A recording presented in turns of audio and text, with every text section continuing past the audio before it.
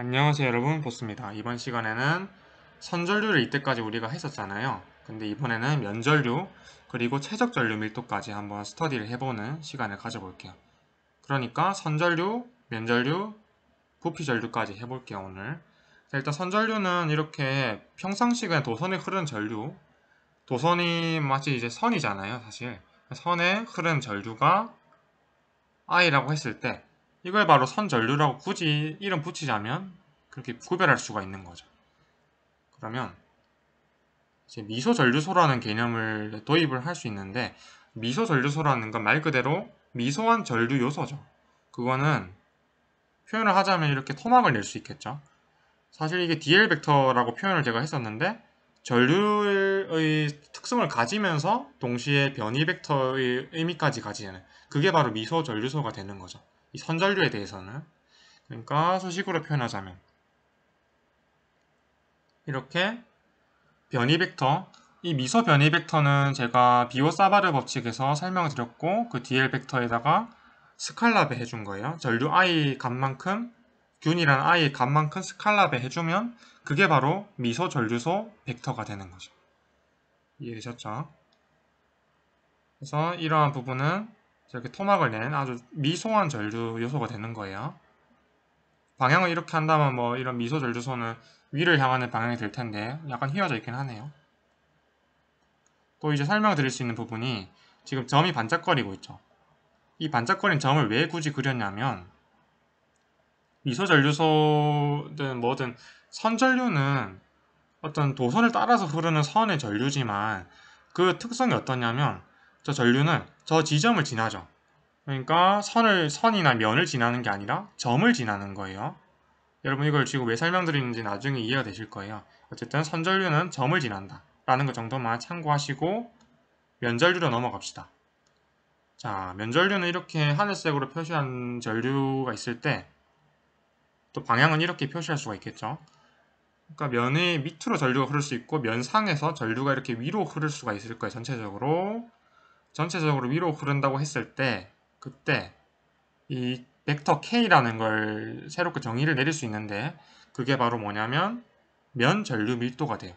면 전류 밀도라는 건 미소 전류소를 정의할 때 어떻게 정의를 할 수 있을까요? 면 전류 밀도를 이용해서? 그렇죠. K벡터의 면 전류 밀도니까 면의 넓이만큼 곱해주면 되겠죠.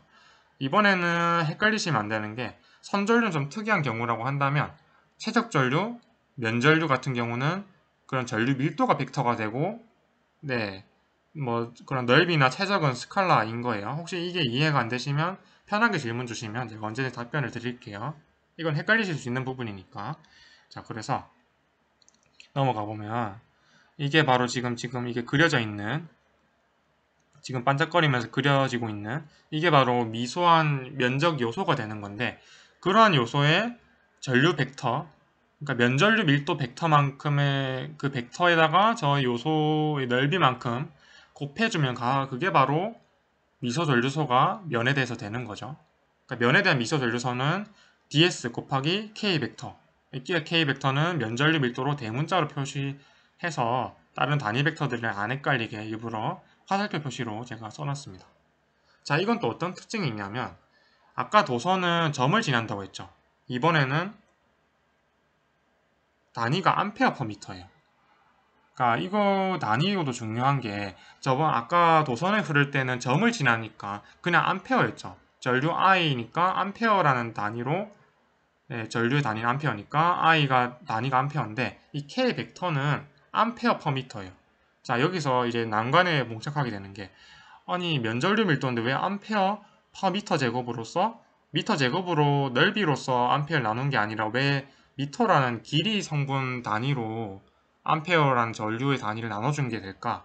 그거는 아까 설명드린 거에 있어서 이해를 하실 수가 있는 거죠. 아까는 점을 지나지만 이번에는 선을 지나잖아요. 그죠?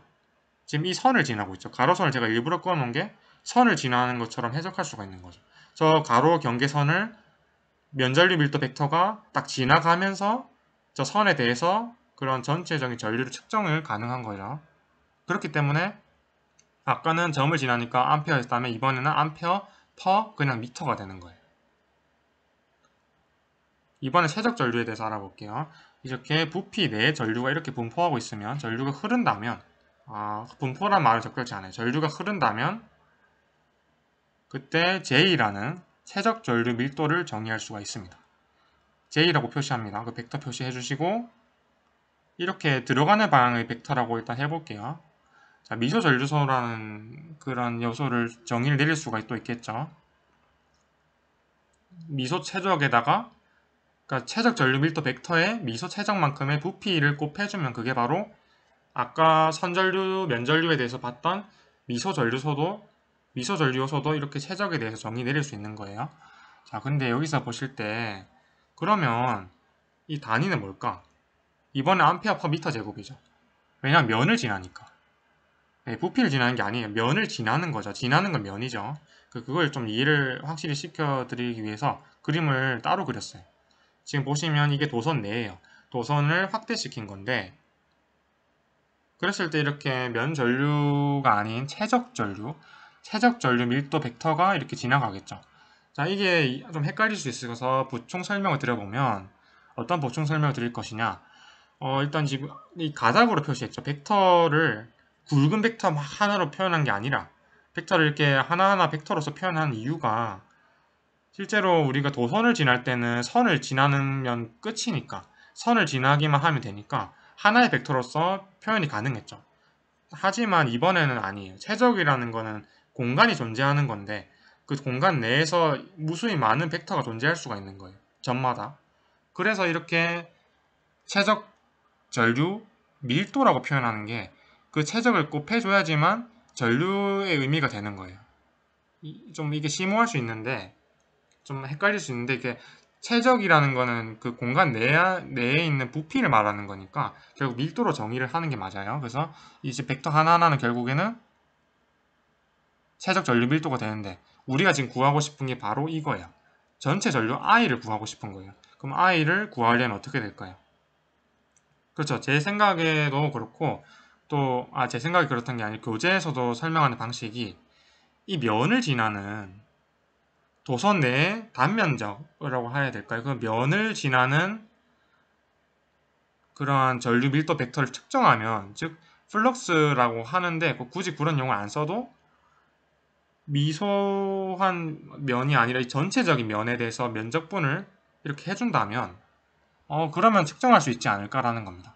그러니까 지금 이 면을 지나는 전류를 측정하기 위해서는 그렇죠. J 벡터에다가 이 면에 대한 면적분, 벡터장의 면적분을 취해주면 결국에는 그게 뭐다? 지나가는 총 전류가 되지 않을까. 실제로 그렇죠.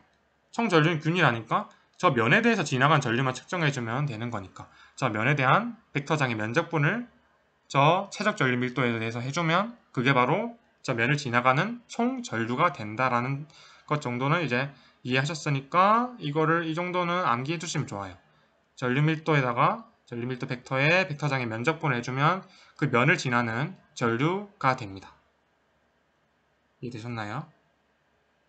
자, 그래서 이번 영상에서 선전류와 면전류, 최적전류의 차이점 그리고 그러한 특징을 알아봤고 왜 단위가 그렇게 표현되는지까지 설명을 드렸습니다.